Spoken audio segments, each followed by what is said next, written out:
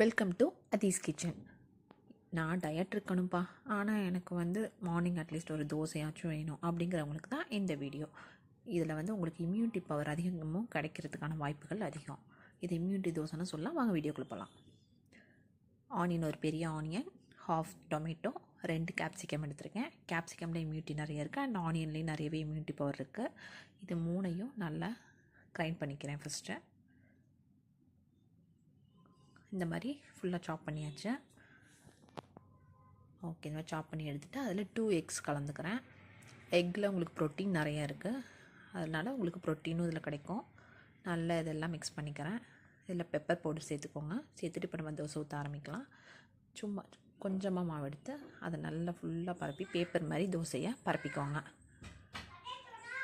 அதில் கொஞ்சமாக நம்ம மசிச்சு வச்சுருக்கிறத போட்டுக்கோங்க. போட்டு இந்த மாதிரி ஃபுல்லாக பரப்பிக்கோங்க. இதில் பெப்பர் பவுடர் சேர்த்துக்கோங்க.